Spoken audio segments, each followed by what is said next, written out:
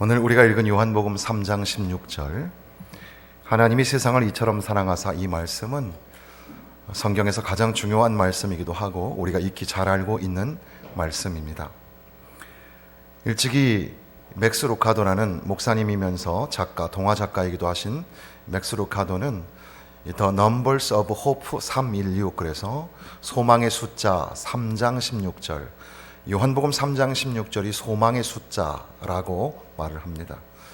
오늘도 이 말씀, 우리가 잘 알고 있는 말씀을 다시 한번 곰곰이 묵상하면서 우리에게 참된 소망이 되시는 예수님을 만나시기를 주님의 이름으로 축원합니다.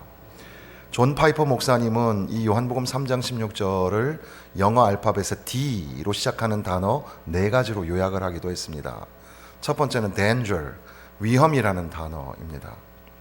죄로 말미암아 이제는 하나님의 진노로 심판을 받고 멸망을 받게 된 그런 존재, 지금 우리가 위험한 상황에 있다, 이것을 말씀하신다는 거죠. 두 번째는 design입니다. The design of God, 하나님의 디자인이 있는데, 하나님의 설계와 계획이 있는데, 그것은 그렇게 그 위험한 상황 속에 우리를 내어버려 두시지 아니하고 우리를 구출하시기로 계획하셨다는 겁니다. 그것은 바로 하나님의 사랑이었습니다. 하나님의 사랑으로 하나님이 우리를 사랑하사, 영어 성경에 보면 For God so loved, 하나님이 이처럼 사랑하사, 하나님이 정말 세상을 사랑하셔서, 그래서 독생자를 내어주셔서, 그래서 그를 믿는 자마다 구원을 받을 수 있도록 그렇게 하나님이 디자인을 하셨다는 겁니다. 세 번째는 duty of human, duty는 의무입니다. 인간에게 의무가 있습니다. 이는 그를 믿는 자마다 이제 멸망하지 않고 영생을 얻게 하겠다, 그렇게 약속해 주시는 겁니다. 네 번째는 destiny, 그래서 결과, 결론, 운명, 이렇게 말할 수 있겠죠. 그렇게 예수 그리스도를 바라보고 믿는 자, 그들에게 하나님이 약속하시기를 멸망하지 않을 것이다, 영생을 얻을 것이다, 그렇게 약속하여 주셨다는 겁니다. 그러니까 이것을 하나로 만들면 죄로 말미암아 하나님의 진노 가운데 멸망받을 수밖에 없는 우리 인간의 현 존재, 그런데 이를 내버려 두시지 아니하고 하나님은 이 세상을, 우리를 너무 사랑하셔서 그렇게 독생자를 내어주셔서 우리를 구원하시기를 계획하셨고, 그래서 그 예수 그리스도 내어주신 독생자를 바라보고 믿는 자, 그들은 이제 더 이상 그 위험에, 그 멸망의 자리에 가지 아니하고 영생을 얻고 소망을 가지고 살아가게 되었다고 선언하시는 겁니다. 이 말씀, 16절의 말씀은 그 뒤에 나오는 17절부터 21절 말씀이 조금 더 구체적으로 보완하며 설명하는 이야기이고, 그리고 요한복음 1장부터 지금까지 온 이야기가 다 요한복음 3장 16절에 걸리고, 어떻게 보면 요한복음 전체가 다 3장 16절 안에 있다고 해도 과언이 아닐 이 귀한 말씀을 다시 우리가 읽어나가기를 바라는 겁니다. 하나님이 세상을 이처럼 사랑하사, 하나님이 세상을 정말 사랑하십니다. 하나님이 세상을 사랑하신다, 이걸 우리가 잊지 말아야 합니다. 바이러스가 엄습하고 죄악이 관영한 세상, 그런데 하나님은 세상을 사랑하시고 세상을 살리시기를 원하신다는 겁니다. 하나님이 세상을 사랑하신다. 예배가 무엇일까? 예배자는 어떤 마음으로 예배에 참여해야 하는가? 예배는 하나님 앞에 나아가 하나님에게 나는 하나님을 사랑합니다, 하나님을 사랑합니다 라는 것이 예배자의 고백입니다. 여러분들이 먼 거리에서 또 이른 아침부터 준비하여서 그렇게 주님 전에 모여서 예배를 드립니다. 어떤 마음으로 오셨습니까? 주님을 사랑하기 때문에, 하나님을 사모하는 마음으로 주님 전에 모인 줄로 믿습니다. 하나님을 사모합니다, 하나님을 사랑합니다. 이것이 바로 우리의 예배자의 고백이죠. 그런데 정작 우리가 예배자로 사랑 고백하려고 주님 전에 왔지만, 예배를 통하여, 말씀을 통하여 하나님이 우리에게 오히려 말씀하시기를 내가 너희를 사랑한다, 내가 세상을 사랑한다, 내가 너를 사랑한다, 그렇게 말씀하시는 겁니다. 실상 예배의 부름은 내가 하나님을 사랑하는 고백인 줄 알았는데, 예배자로 하나님의 은혜 가운데 깊이 들어가 보니까 하나님이 날 사랑하신다고, 하나님이 정말로 사랑하신다고 그렇게 말씀하시는 겁니다. 그 사랑의 증거가 무엇입니까? 독생자를 주셨습니다. 하나님이 사랑하시는 그 독생자, 그 아들을 세상에 보내주신 겁니다. 100세에 얻은 아들 이삭, 눈에 넣어도 아프지 않을 만큼 그렇게 끔찍하게 이쁜 아들, 귀한 아들을 제단에 올려서 바치라고 하였을 때 그 아브라함의 마음이 얼마나 찢어지게 아팠을까. 하나님의 말씀에 순종해야 하며 동시에 정말 말할 수 없는 그런 기적과 은혜 가운데 얻은 그 귀한 아들을 바쳐야 하는 아비의 마음이 얼마나 아팠을까. 바로 그 사건을 통해서 독생자를 내어주신 하나님의 그 못다한 사랑 이야기를 우리가 듣습니다. 하나님이 독생자를 내어주시기까지 그렇게 사랑하시는 아들을 우리에게 주시도록 그렇게 하나님은 우리를 사랑하신다는 거죠. 하나님이 우리를 사랑하셔서 아들을 내어주셨습니다. 그 아들을 내어주신 것은, 그래서 17절에 보니까 하나님이 그 아들을 세상에 보내신 것은, 그러니까 하나님이 그 아들을 세상에 보내신 이유가 무엇이냐 하면 세상을 심판하려 하심이 아니요 그로 말미암아 세상이 구원을 받게 하려 하심이라. 하나님은 심판하고 멸망시키려고 하시는 것이 아니라 하나님은 세상을 구원하고 영생을 얻게 하려고 하신다는 겁니다. 그래서 하나님은 사랑하는 아들을 보내어 주신 겁니다. 세상을 구원하시기 위하여서 독생자를 보내주셨습니다. 죽이시기 위함이 아니라 살리시기 위함인 것을 잊지 말아야 합니다.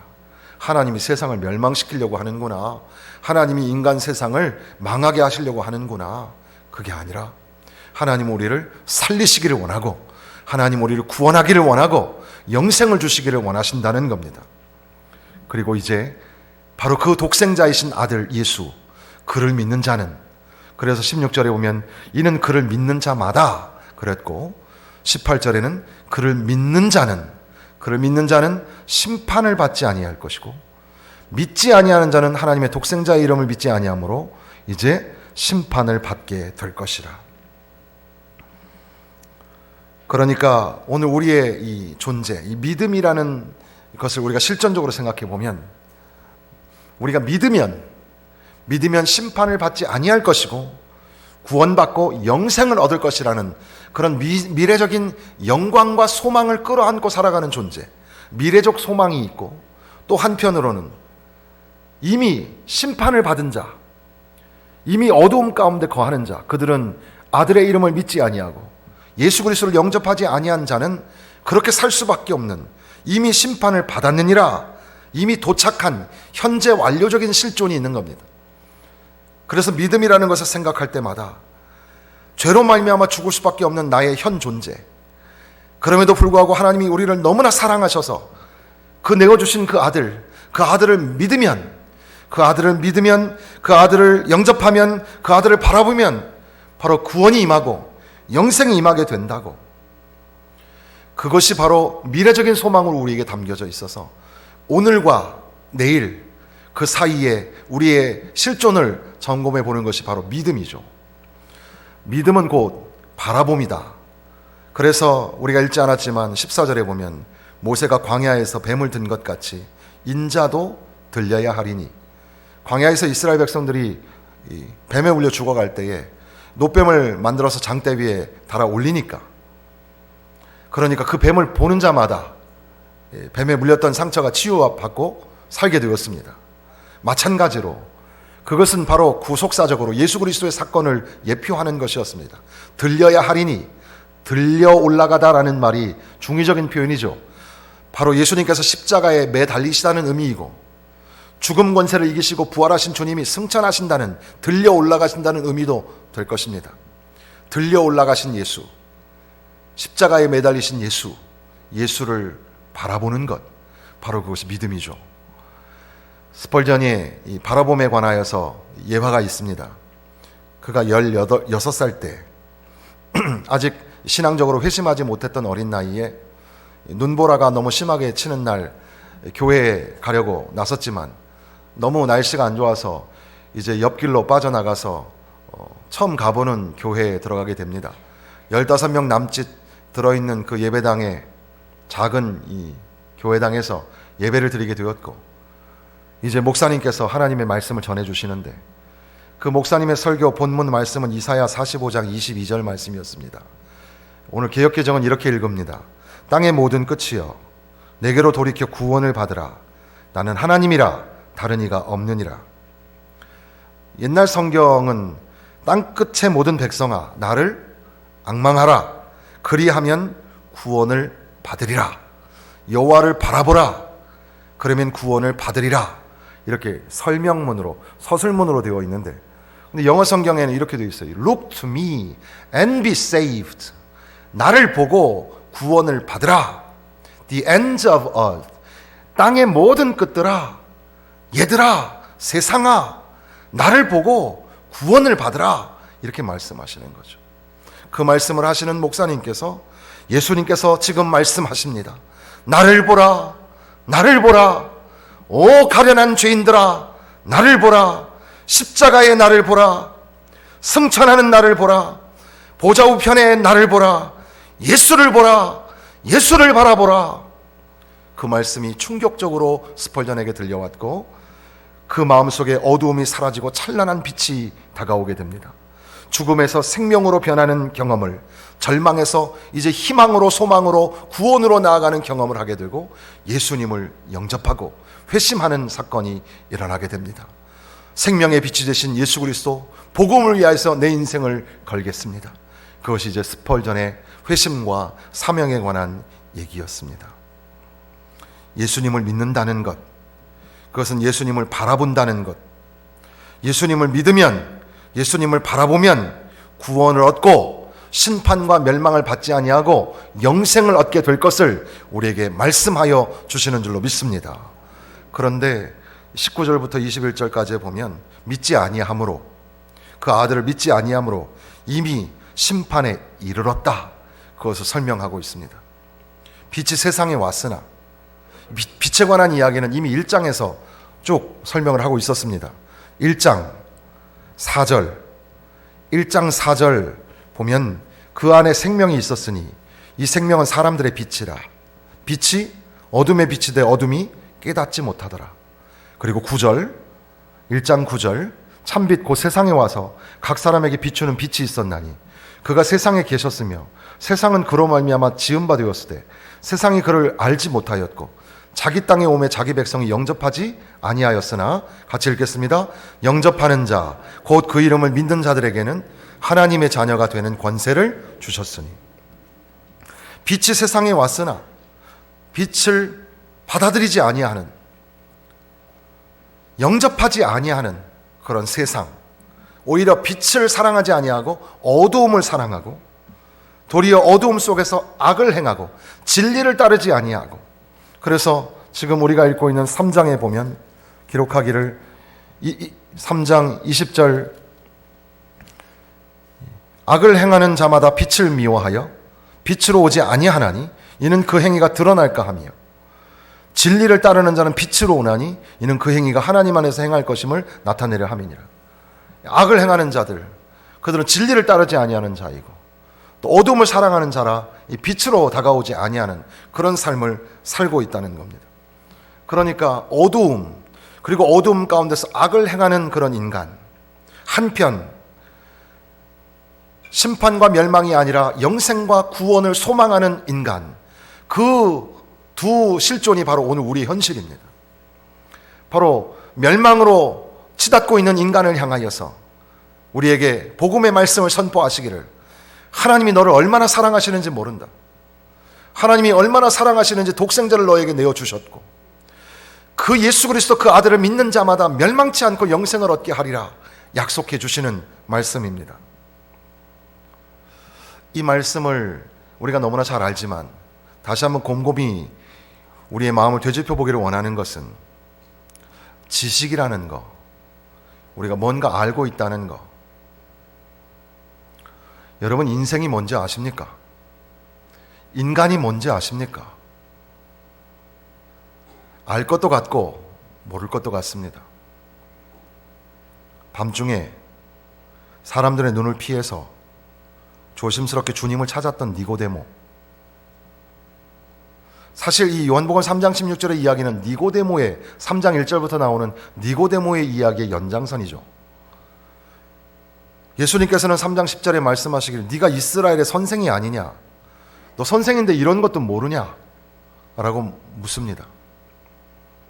세상을 훤히 알고 인생을 잘 안다고 생각하지만 우리 안에 불편한 양심은 모른다고 이야기하잖아요. 우리가 얼마나 많이 공부를 했습니까? 그러나 우리의 학력이 별거 아니에요. 우리가 얼마나 경험이 많습니까? 우리가 얼마나 인생에 연륜이 있습니까? 그러나 진리를 따라가는 일에 있어서는 별거가 아니에요. 겸손해야 돼요. 하나님의 말씀을 가르치는 교사가 또 신학교 공부 조금 했다고 다 하는 게 아니에요. 목사 안수 받은 것은 이제 드디어 목사로서 첫 걸음을 걷는다는 의미지 하나님 말씀 통달했다는 뜻이 아니에요. 교사 자격증을 받았다는 것은 이제부터 교사의 길을, 험난한 길을 걷는 첫 걸음마를 떼는 거지 완벽한 교사라는 뜻이 아니잖아요. 마찬가지로 우리가 살아가는 인생 다 아는 것처럼 착각하지만 그러나 모르죠. 삶이 뭔지 죽음이 뭔지 인간이 뭔지 세상이 뭔지 알 수가 없습니다. 어떻게 하면 영생을 얻습니까? 니고데모는 선생이었고 율법사였고 신앙을 가지고 있는 사람이었지만 그럼에도 불구하고 그에게 안경이 필요했던 겁니다. 세상을 보고 하나님 나라를 볼 수 있는 그런 눈이 필요했던 겁니다. 영생이 어떻게 인간에게 주어질 수 있겠습니까? 하나님은 세 가지 방법으로 교육을 하십니다. 첫 번째는 소위 신학적인 방법이라고 할 수 있겠죠. 사람이 물과 성령으로 거듭나야 한다. 하나님, 주님 어떻게 사람이 두 번 태어납니까? 묻죠. 그러니까 네가 이스라엘의 선생인데 이것도 모르냐? 어떻게 보면 성경, 구약 성경 전체가 다 이 거듭남의 이야기를 하고 있는데 그래서 예를 들면 에스겔서에도 깨끗한 물로 새 사람이 되라. 그리고 하나님의 신이 너희 가운데 임하면 성령이 임하면 너희 가운데 역사가 일어나게 되고 하나님의 새 백성이 될 것이다. 약속하지 않았느냐? 물과 성령으로 세례와 예수 그리스도를 영접함으로 구원을 받고 영생을 얻게 되는 거다. 거듭나게 되는 거다 말씀하시는 겁니다. 두 번째는 이 자연 현상을 통해서 설명하셨죠. 바람이 분다. 바람이 부는 걸 어떻게 알 수 있습니까? 바람은 어디에서 시작됐습니까? 바람을 볼 수도 없고 어디에서 시작됐는지도 우리는 모릅니다. 그런데 단지 아는 것은 나뭇가지가 흔들리는 거 보니까 바람이 부는구나 생각하는 겁니다.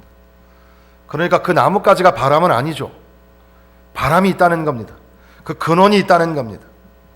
우리 인간의 생명의 근원, 삶이 무엇인지 죽음이 무엇인지, 그래서 우리가 겉으로 육체적으로 두 번 태어나는 게 아니라 영적으로 새롭게 되고 새 사람 되고 이 구원과 영생을 소망하여 기쁨으로 살아가는 존재로 거듭나게 된다는 것을 가르쳐 주시는 겁니다. 그리고 이제 그가 잘할 것 세 번째 이야기를 합니다. 이스라엘 백성들이 광야에서 뱀에 울려 죽을 때 노뱀을 만들어서 장대 위에 높이 달았더니 그리고 그것을 본 사람들은 살게 되었고 보지 않는 자들은 죽게 되었다. 이 이야기가 무슨 뜻이냐? 이처럼 인자도 들려야 하리니 주님이 십자가에서 죽으실 것을 먼저 선언하시고 선포하셨습니다. 바로 그 예수 그리스도를 바라보는 자, 그 예수 그리스도를 영접하는 자, 예수님을 믿는 자마다 멸망치 않고 영생을 얻게 하려 주시겠다고, 바로 그렇게 영생을 얻는 거라고 말씀해 주시는 겁니다. 심판과 멸망 자리, 그리고 구원과 영생의 소망의 자리, 바로 이 두 사이에 우리 인간의 실존이 담겨져 있고, 우리가 지금 다시금 이 말씀을 대하면서 현실 감각을 좀 가져야죠. 우리가 망하게 되었구나, 망했다 이런 말 쓰잖아요. 권영외상센터 이국정 교수가 그분은 이제 기독교인이 아니니까 이번 생은 망했다 그러는데, 망했다라는 말이 저한테 굉장히 가슴에 와닿더라고요. 망했다. 우리가 지금 멸망하게 되었다는 사실을 모르고 살고 있는 건 아닐까. 그리고 우리 안에 이 양심의 소리, 궁금증을 가지고 인생이 뭐고 영생이 뭘까? 그리고 예수님을 만나야 합니다. 어떻게든 예수님을 만나야 합니다. 불편함을 무릅쓰고 창피함을 무릅쓰고 갈급함을 가지고 예수님을 만나고 주의 음성을 듣고 주의 말씀을 들으며 그 가운데서 이제는 심판과 멸망이 아닌 구원과 영생의 소망의 자리로 옮겨져야 합니다. 바로 그 말씀이 하나님이 세상을 이처럼 사랑하사 독생자를 주셨으니 이는 그를 믿는 자마다 멸망치 않고 영생을 얻게 하려 하심이라. 요한복음 3장 16절의 말씀입니다. 사랑하는 성도 여러분, 예수님을 믿으십니까? 예수님을 바라보고 살고 있습니까? 그저 너무나 잘 알고 있는 질문에 잘 알고 있는 답변으로 구태의연하게 대답하지 마시고 진실하게 하나님이 오늘 나에게 묻는다고 생각하시고 다시 한번 대답해 보십시오. 예수님을 믿으십니까? 예수님을 바라보고 예수님을 영접하고 살고 있습니까? 빛으로 오신 예수님, 진리로 오신 예수님, 예수님을 영접하고 따르고 있는가? 이것이 오늘 이 본문, 우리가 너무나 잘 알고 있는 이 본문의 말씀이 우리에게 도전하시는 질문입니다. 다시 기억합시다. 하나님이 세상을 이처럼 사랑하사, 하나님이 세상을 너무너무 사랑하신다. 내가 너를 사랑한다. 내가 너를 사랑한다. 하나님이 너무 사랑하셔서 우리에게 독생자를 주셨습니다. 그것은 하나님 아버지의 사랑의 확증이었습니다. 그래서 그 아들을 세상에 보내주셨다. 전쟁의 소식이 있습니다. 기근과 기아의 소식이 있습니다. 환경오염, 폐업과 실직의 소식이 있습니다. 바이러스가 창궐하고 공포감을 조성하고 어두워져가는 이 세상, 바이러스가 우리나라에는 이제 조금 멈춘 것 같지요. 참 감사한 일이기도 한데, 그러나 지금 일본의 상황을 여러분들 뉴스로 봐서 알겠지만 확진자가 더 늘었고 또 실제 이제 일본 사람이 죽었잖아요. 그래서 지금 막 일본 국민들이 막 난리가 났죠. 이걸 논리적으로 좀 생각해 보면 우리가 그 중국의 후진타오나 장쩌민이 있었을 때의 사스가 벌어졌을 때의 상황에 비해서 지금 현재 이 중국의 그 다시 이제 중국을 장악하고 전 세계를 지배하려고 하는 그 중국의 이 꿈이 있거든요.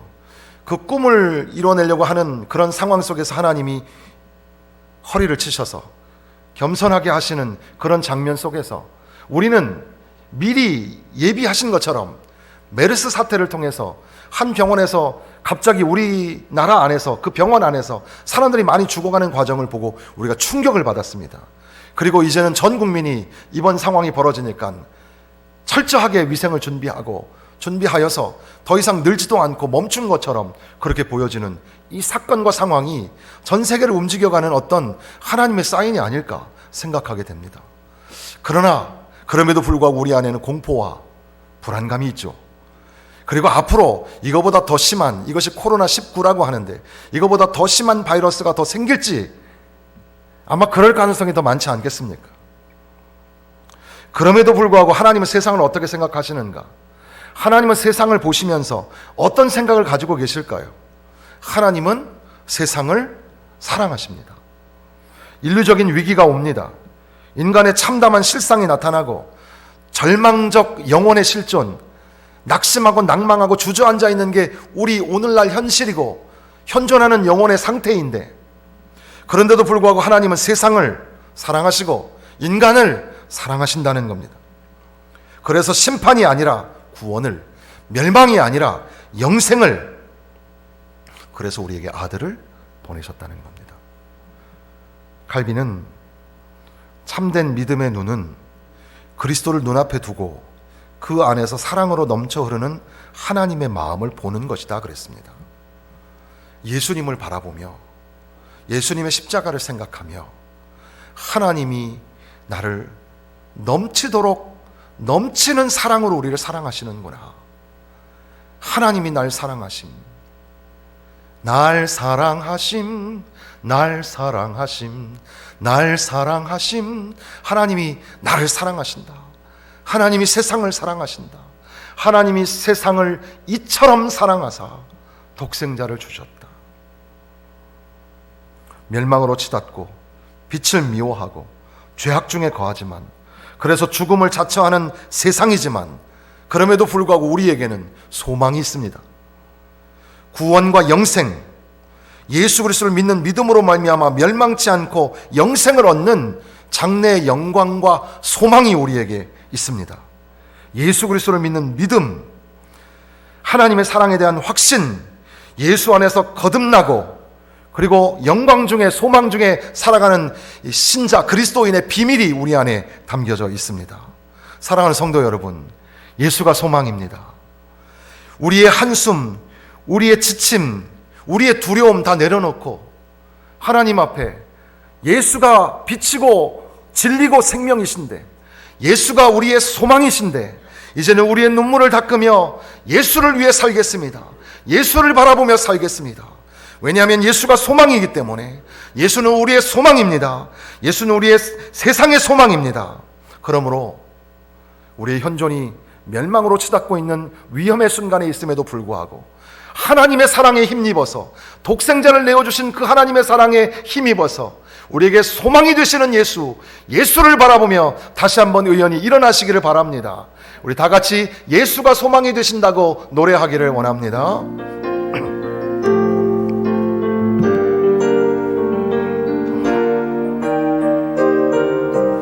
가사를 생각하며 찬양합시다.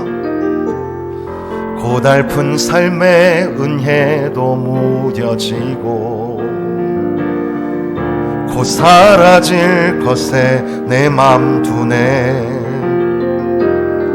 헛되고 헛된 것들을 바라보며 그 은혜를 놓치며 살았네. 주어진 삶을 묵묵히 살아가며 날 붙드신 예수를 보내. 사망 가운데 놓여진 나의 삶을 날 건지신 그 이름 예수. 나의 한숨을 바꾸셨네. 주를 향한 노래로, 소망의 노래로 나의 눈물을 거두신 주 예수 이름 안에 살게 하소서. 다시 한번 합시다. 고달픈 삶의 은혜도 무뎌지고 곧 사라질 것에 내 맘 두네. 헛되고 헛된 것들을 바라보며 그 은혜를 놓치며 살았네. 주어진 삶을 묵묵히 살아가며 날 붙드신 주 예수를 보내. 사망 가운데 놓여진 나의 삶을 날 건지신 그 이름 예수. 나의 한숨을 바꾸셨네.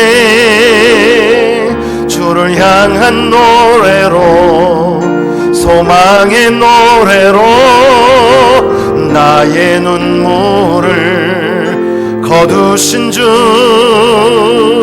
예수 이름 안에 살게 하소서. 나의 한숨을 바꾸셨네. 주를 향한 노래로, 소망의 노래로 나의 눈물을 거두신 주 예수 이름 안에 살게 하소서. 전능하신 하나님,